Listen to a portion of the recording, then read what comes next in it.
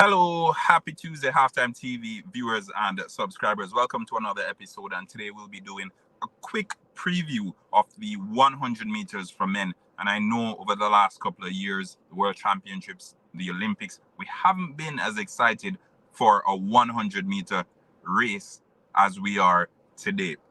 Before I go any further, however, remember, smash the like button and subscribe to Halftime TV if you haven't yet done so. There are some massive names lined up, or expected at least to line up in the 100 meters. And if we're looking ahead to the Olympics, Friday, Saturday, Sunday, that's when we think of the Olympics officially kicking off, because that's when the track action goes underway. But I must say, with the plethora of talent available in the 100 meters for men this time around, I am 100% sure it promises to be a treat. Big shout out to everyone who's tuned into Halftime TV. Before we even go into the preview, we appreciate the love and the support, and continue supporting the channel. Remember, smash the like button, subscribe to the channel if you haven't yet done so. We'll be doing another preview later on today, but for now, we're doing the assessment of the Africans, as you might have seen on the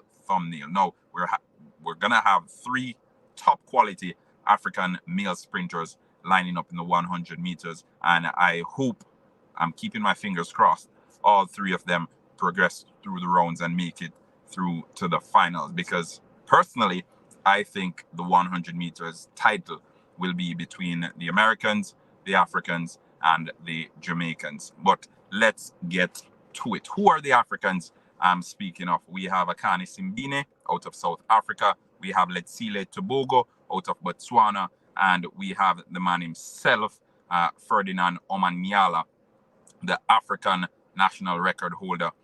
He's the man. He's responsible for the fastest time recorded on the continent of Africa, or, well, the fastest time by an African. So I think all three athletes are more than capable of getting on the podium, but who has the best chance? I think it's up in the air right now.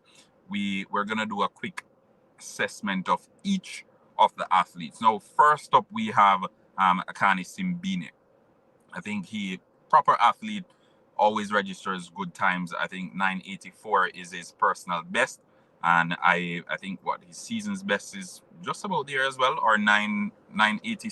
I think 986 is his season's best, and 984 personal best. Let's confirm. Yep. So 986 season's best, 984 personal best, and 986 was registered in the United Kingdom a couple of weeks ago. And of the three, Akani Simbine is the oldest, so he's 30 years of age. Will he be able to secure a medal at the Paris Olympics?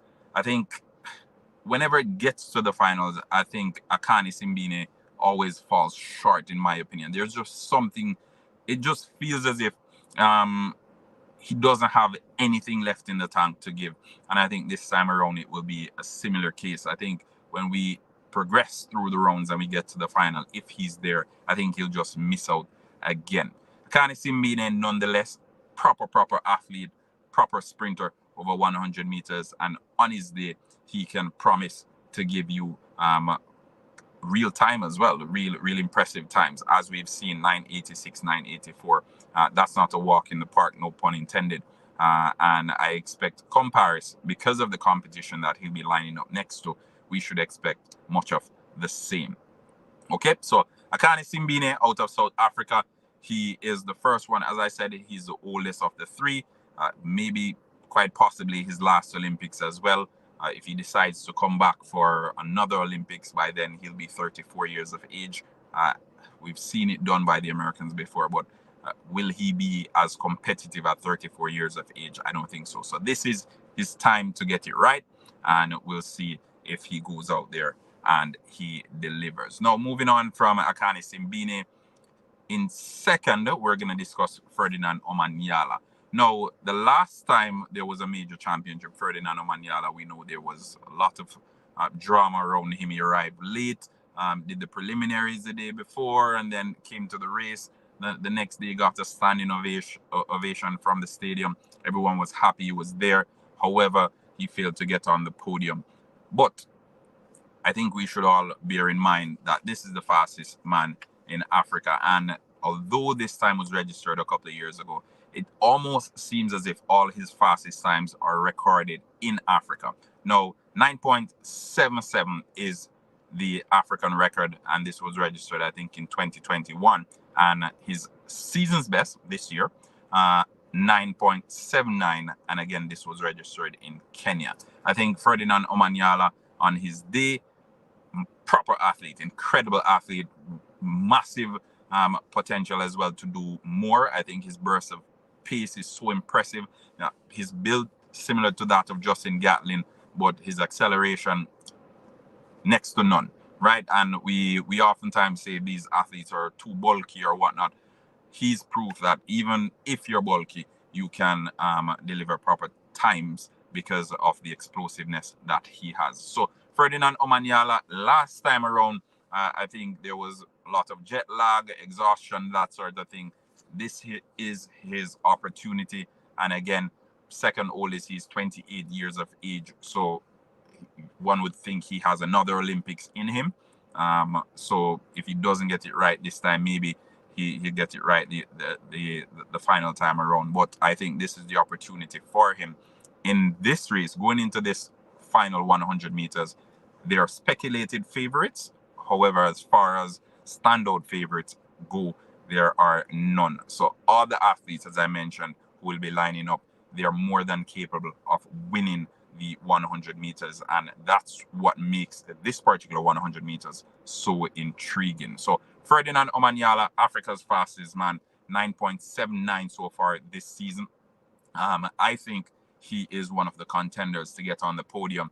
And if you haven't started taking note of Omanyala as yet, I urge you now, before we get to the 100-meter final, to start doing some checks, start doing some research. So when we get to the race, you know everything there is to know about the African champion. All right, so Ferdinand Omanyala expected to come big, 9.77, as I said, African record set a couple of years ago, season's best. So it's fastest time so far this season, 9.79. We expect the 100-meter finals to be even faster. If he is to win the 100 meters final, maybe 9.79 will not be enough on the day, again, considering the competition that will be around him. But we should also note that 9.79 is the second fastest time this season. Okay, so second fastest time this year, 9.79. So it may very well be enough to win the race. Who knows? Maybe on the day the conditions aren't ideal and he comes out, runs to 9.79. So this is, on any given day, an incredibly fast time. But considering the competition that he'll be lining up against, I just think 9.79 will not win the 100-meter final at the Olympics. But that's my opinion. Let's hear what you guys have to say. Now, last but not least, we have the youngster out of Botswana. They call him the schoolboy, Letsile Tebogo. Okay, Letsile Tebogo. We've heard the name time and time again. Still very young, 21 years of age. He was at the World Championship, got a silver medal.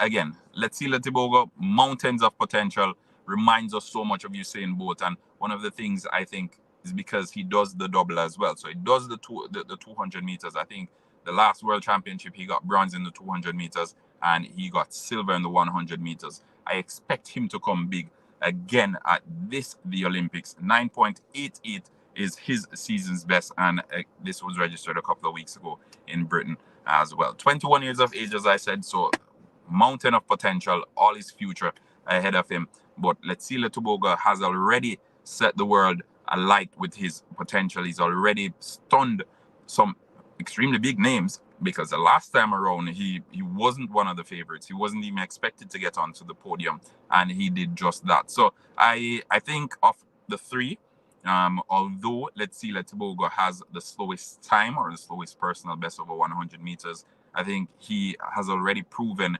that on the big stage he can deliver. And as we saw in Budapest, where as he went through the rounds, he continued improving and improving. I expect that to be the case here again in Paris, where as he moves through the rounds, he continues to improve. And he may very well get on the podium again Roy Wade is saying he's running too easy.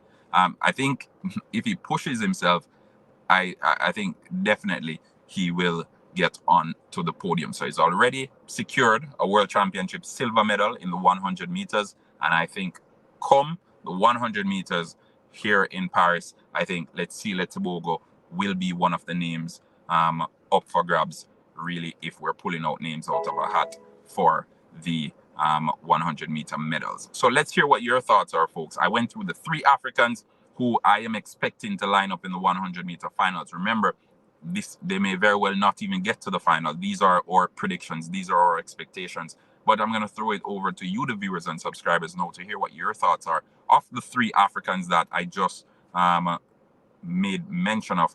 Who do you think is more likely to secure a medal at the 2024 Paris Olympics? Let's hear what your thoughts are down in the comment section. Remember, Akani Simbine, Letsile Tebogo, and Ferdinand Omanyala. So Schoolboy, the Kenyan champ, and the South African. Let's hear it. Remember, we're going to do the Americans a little bit later on, and then tomorrow I think we'll preview the Jamaicans, because I think the 100 meters will be between these 3 sets. So, set of Jamaicans, set of Americans, where we're talking about Noah Lyle and Christian Coleman. And then we're going to talk about the Jamaicans and some big update, because Stephen Francis said we haven't seen Kishane Thompson run as yet. So we'll be speaking a little bit more about that. So look out for our next video that will be speaking about the Americans. And then, as I said, we'll speak about the Jamaicans. Remember, like, share, subscribe. Halftime TV, turning it over to you, the viewers and subscribers, now to leave your thoughts in the comment section. Until next time.